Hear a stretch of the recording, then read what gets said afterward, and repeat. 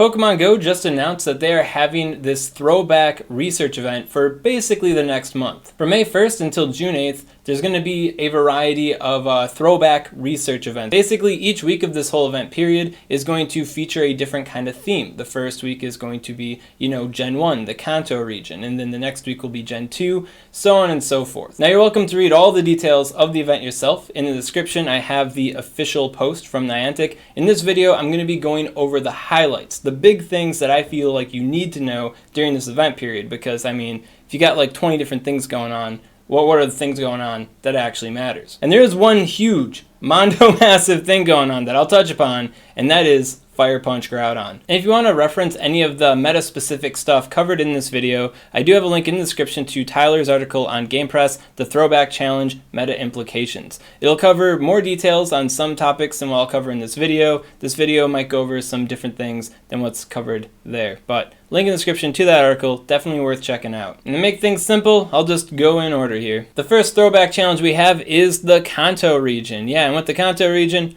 the big thing to highlight here is going to be Mewtwo. You get a research encounter Mewtwo that has Psystrike. Aside from that, nothing here really tickles my fancy. Now you might be thinking level 15 research encounter Mewtwo, that might be pretty cool for the Great League. Right now, I really don't think Mewtwo is a thing in the Great League. Attack stat, way too high. Even with Psystrike, it's probably not going to be making a lot of waves there, so Kanto week, get your Mewtwo, maybe it'll be a shiny, and move on with your life. Then after that, starting May 8th, just in time for my birthday, I guess, May 9th, we have the Johto Throwback Challenge, and this one is a little bit more interesting. You might be thinking, Ryan Swag, is it because of that Earthquake Ho-Oh? Is that why it's interesting? No, Earthquake Ho-Oh is garbage. Ho-Oh needs better fast moves to be better. It's not getting that here.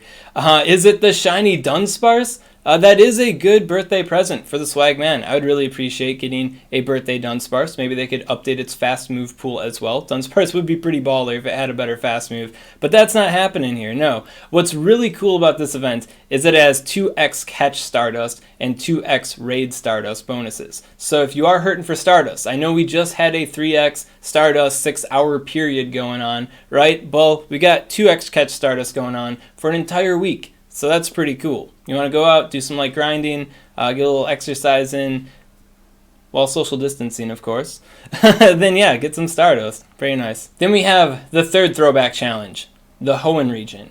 And here we have the Daddy Mac, the Master League Master, Groudon, with the event exclusive attack, Fire Punch. So the Groudon you'll get from the research reward will be level 15, but you can use an Elite TM to get the Fire Punch onto the Groudon. And I feel like if there is a Pokemon to Elite TM, it's going to be this one. By the way, if you want to know about Pokemon that are good with Elite TMs, like the cool secret moves that you might want to get for PvP, or for raid content for that matter, I have the full guide already made, link in the description to that, and up above if you want to check it out. So it covers all the Elite TM stuff, I guess except for Groudon, because Groudon just got announced today. But Groudon's really freaking hot for the Master League, yeah. So the TLDR with Groudon here is that Groudon is one of the better Pokemon in the Master League. In the early days, before basically Giratina Origin Form and Dialga came out, Groudon was straight up probably the best Pokemon in the Master League because it had such immense power with the Earthquake, and then it has the Mud Shot to accelerate to that Earthquake very quickly.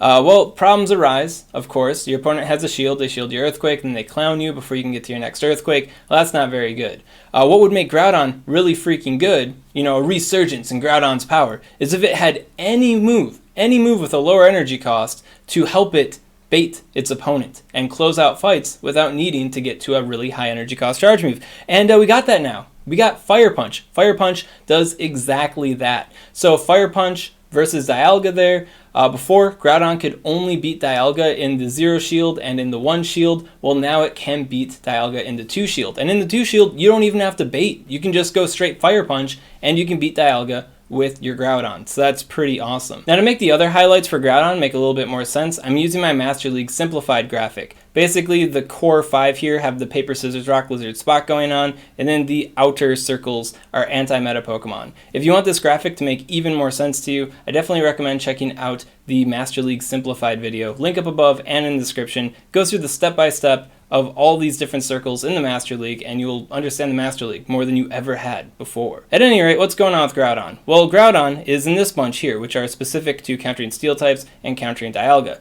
Most of these Pokemon have a pretty rough time because the Dialga matchup is still pretty hard. Very few of them have a super comfortable, consistent time against Dialga. Well, now Groudon rises from the ashes, and it can beat Dialga in the 0-0, the 1-1, and now the 2-2 situation. And all these situations aren't bait dependent. You can beat it in the 1 shield situation, straight Fire Punch. You can beat it in the 2 shield situation, straight Fire Punch. And if Dialga is foolish enough to shield any of these Fire Punches, well, then Earthquake is going to close that fight out real freaking quick.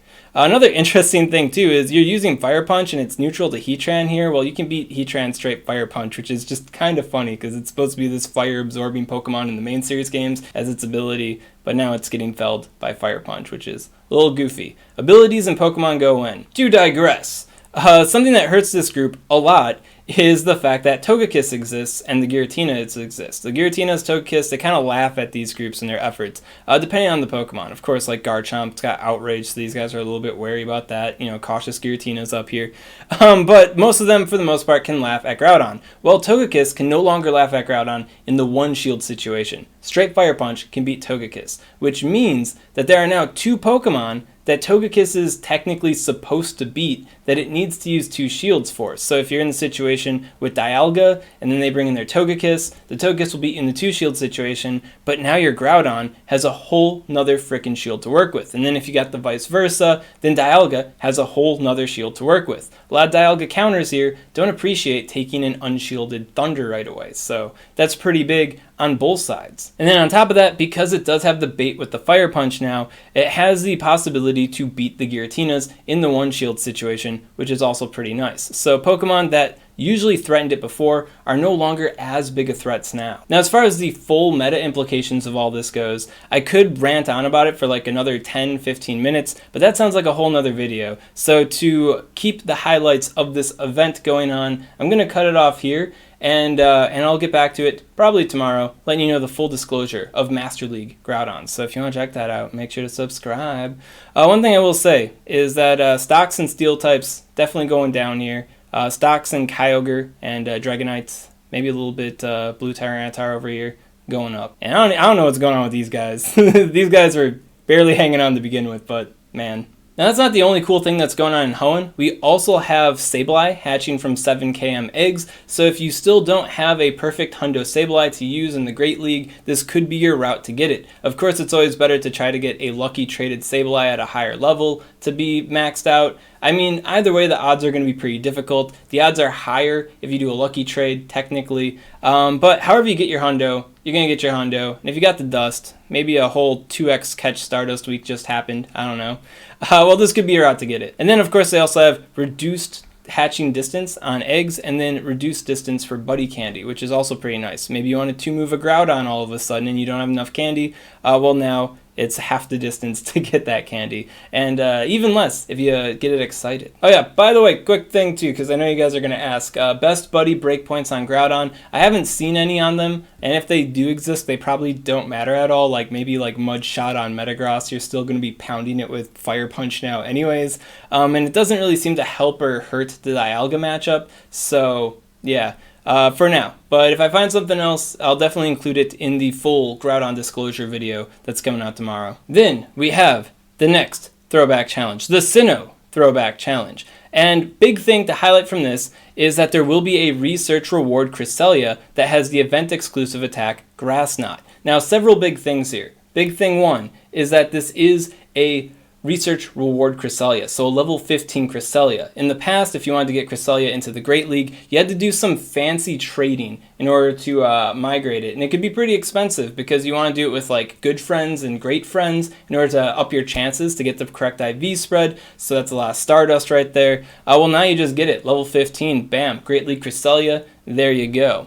And then on top of that, it has Grass Knot. Now, at first, I didn't really think Grass Knot Cresselia was going to be all that big, but then Tyler from the Game Press crew, in his article, showed me the light. And yeah, all those water type and ground type matchups that Cresselia already wins, it's just kind of scraping by with. With Grass Knot, it can just straight up dominate those fights now, which is awesome, because then you get Cresselia in all of its tanky glory for other fights, which is really cool. In fact, the Grass Knot is so good that you can 1-2 a Azumarill. What I mean is you use one shield. Even if Azumarill uses 2 shields, you're probably going to win that fight now because of Grass Knot. By the way, the rank 1 Azumarill, like super tanky Azumarils, they might be able to avoid that, but I don't know, sim it out yourself on PvPoke, man. There's a lot of variables going on there. At any rate, so Grass Knot Cresselia looking pretty hot in the Great League. Now it's important to note that this is also an event exclusive attack. It's not a new move for Cresselia's move pool, so if you want to get Grass Knot on your previously built Cresselias, you'd have to use an Elite TM.